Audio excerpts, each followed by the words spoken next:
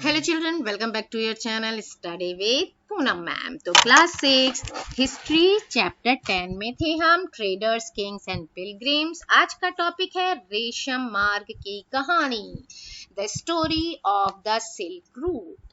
ये बहुत ही important topic है और ये आपके आज ही नहीं, आपके आगे भी कॉम्पिटिटिव एग्जाम में इससे रिलेटेड क्वेश्चंस आते हैं, तो ध्यान से पढ़िएगा।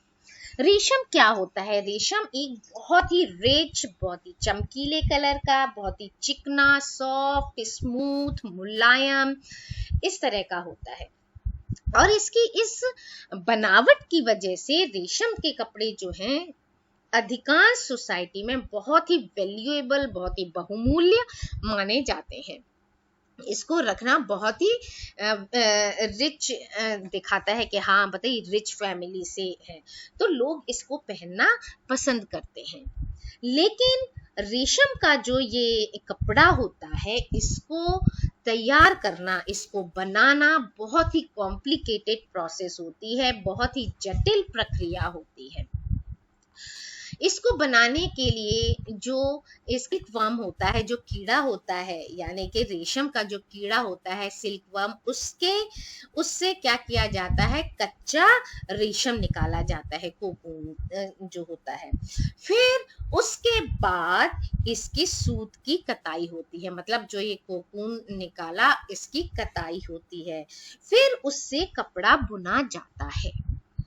ठीक है, तो ये बहुत ही ये जो टेक्निक होती है बहुत ही कॉम्प्लिकेटेड होती है, बहुत ही जटिल होती है। रेशम बनाने की जो टेक्निक है ना, इसका आविष्कार, इसका इन्वेंशन सबसे पहले कहाँ पर हुआ? चीन में, लगभग 7000 ईयर्स एगो, लगभग 7000 साल पहले चाइना में इस टेक्निक का आविष्कार हुआ था।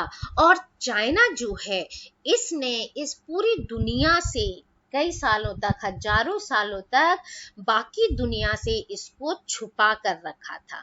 लेकिन ये बाहर कैसे निकला? क्योंकि धीरे धीरे क्या होता है, व्यापार करते हैं लोग, बाहर जाते हैं, तो ऐसे ही चीन के कुछ व्यापारी थे, छोटे मोटे व्यापारी जो होते हैं, पैदल जाकर, घोड़ों पर जाकर या ऊंटों पर जाकर दूर दूर जगहों पर, दूसरे दूसरे देश पर जाते थे और वहां पर अपना क्या करते थे, व्यापार करते थे। तो ये लोग अपने साथ ये रेशम का कपड़ा ले जाते थे और ये इतना सॉफ्ट, चमकीला और इतना मुलायम होता था कि सब लोग देखकर बोलते थे अरे वाह कितना अच्छा है, कितना अच्छा है, हमें मिल जाए। तो ये लोगों में लालच रहता था, तो ये अपने साथ रेशम के कपड़े भी ले जाते थे। और जिस रास्ते से ये लोग यात्रा करते थे, ये लोग ट्रेवल करते थे, उस रास्ते को कहा गया, वो रास्ता प्रसिद्ध हो गया किस नाम से? सिल्क रूट नाम से, या रेशम मार्ग के नाम से प्रसिद्ध हो गया। इस रास्ते को लोग सिल्क रूट के, कहाँ से आएंगे भाई? सिल्क रूट वाला रास्ता, जहां से सिल्क के कपड़े चीनी लोग लेकर आते हैं।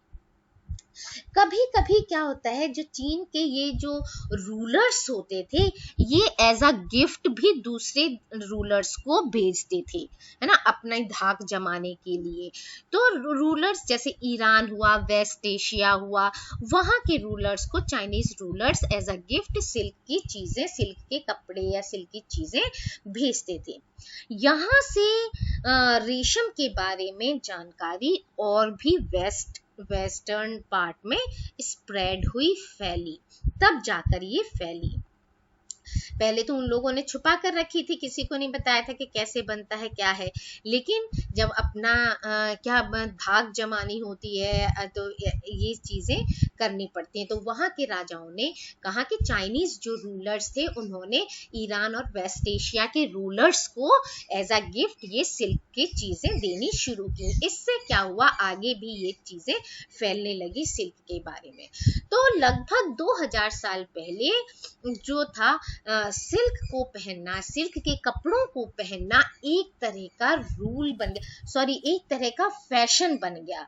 मतलब जो वहां के रूलर्स होते थे, जैसे रोम वगैरह, है ना, रोम वगैरह के जो रूलर्स होते थे, जो धनी रिच पीपल होते थे रोम के, वहाँ के लोगों के बीच ये रेशम के कपड़े पहनना एक फैशन बन गया।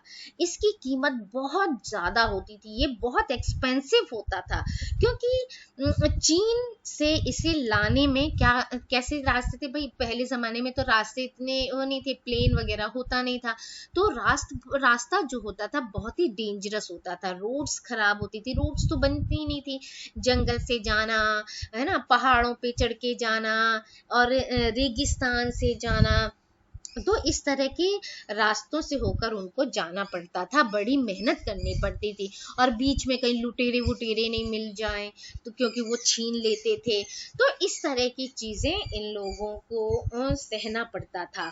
और वहाँ से जाने के लिए यात्रा शुल्क भी देना पड़ता था, वो डिमांड करते थे पेमेंट की कि भाई तुम यहाँ से जा रहे हो, हम आगे जाने नहीं देंगे, रास्ता बंद है, पहले कुछ गिफ्ट दो। तो इस तरह के उनको बहुत सारे प्रॉब्लम्स फेस करने पड़ते थे, इसीलिए वो क्या करते थे, इनको बहुत ही महंगी कीमत में बेचते थे। अब कुछ किंग्स जो थे वो क्या चाहते थे कि जो ये सिल्क रूट है ना, जो सिल्क रूट है, इस पर हम अपना नियंत्रण कर लें, इस पोर्शन पर, ये जो पोर्शन है इस पर हम क्या कर लें, अपना हक जमा लें। तो इसीलिए क्या करते थे, इसके रास्ते पर जितने भी ये यात्रा कर रहे होते थे, व्यापारी जो होते थे, उनको क्या करते थे, उनको टैक्स के द्वारा, है ना, टैक्स है, कुछ ट्रिब्यूट्स हैं, कुछ शुल्क है, कुछ तोहफे हैं, इसके जरिए उनको लाभ देते थे। इनको लाभ तो मिलता था राजाओं को कि इस तरह से लाभ कैसे देना कि अपने कंट्री में आने देना, अपने राज्य की सीमाओं के अंदर आने देना, फिर उनका जो जिस बहुत ही घने जंगल या रेगिस्तान या पहाड़ों से जा रहे हैं, वहाँ के जो डाकू गुंडे लुटेरे होते थे, उनसे उनको सुरक्षा देना, तो इस तरह की चीजें वो करते थे। तो जब वो दे रहे हैं उनको टैक्स के रूप में, चाहे वो कपड़े दे दें, चाहे पैसे दे दें, कुछ भी दे रहे हैं, तो इसके बदले में ये जो रूलर्स होते थे उनकी इस तरह से सुरक्षा करते थे, आक्रमण से बचाते थे। सिल्क रूट पर नियंत्रण रखने वाले शासकों में सबसे फेमस शासक था कुषाण, ठीक है, जिन्होंने करीब 2000 साल पहले मध्य सेंट्रल एशिया और नॉर्थ वेस्ट इंडिया पर शासन किया था। और इनके दो मेजर सेंटर्स थे, जो पावर शक्तिशाली सेंटर्स जिसको कहते हैं, वो थे पेशावर एंड मथुरा। और पेशावर और मथुरा के अलावा तक्षशिला भी जो था वो भी इनके ही राज्य का एक पार्ट था, इनके किंगडम का ही एक पार्ट था।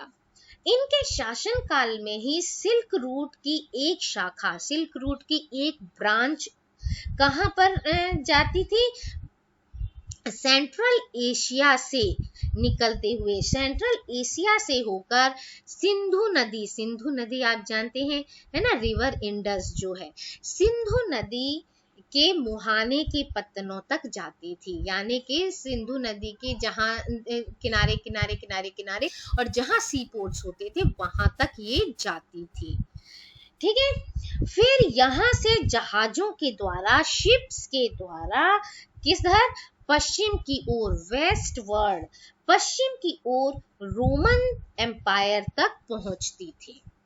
तो इस तरह से क्या हो गया, इस सब कॉन्टिनेंट में इस सब कॉन्टिनेंट में सबसे पहले जो सोने की मोहरें हैं वो भी बनाने का श्रेय किसको जाता है, वो भी जारी करने का, बनाने का श्रेय जाता है इस शासकों, कौन है, कुषाण शासक जो थे, ठीक है, जो कुषाण थे, इन्होंने ही, ये ही पहले ऐसे शासक थे, ऐसे रूलर्स थे जिन्होंने सोने के सिक्के बनाए थे, जारी किए थे, मतलब जैसे वो कपड़े दे रहे हैं सिल्क के, तो ये सोने के सिक्के, सोने की मोहरें उनको इशू करते थे, गोल्ड की, है ना, इनको इशू करते थे, इनको देते थे, इनको कॉइंस, ठीक है। एंड फिर सिल्क रूट पर यात्रा करने वाले व्यापारी इनका उपयोग किया करते थे। इन पैसों का, इन सिक्कों का वो यूज करते थे कि मतलब लेन देन में, इनका व्यापार करने में इन सिक्कों का वो यूज करते थे। तो इसलिए कुशान्स जो हैं बहुत ही इंपॉर्टेंट रूलर्स हुए थे। तो इस वीडियो में इतना ही। Thank you. Like, share and subscribe my channel.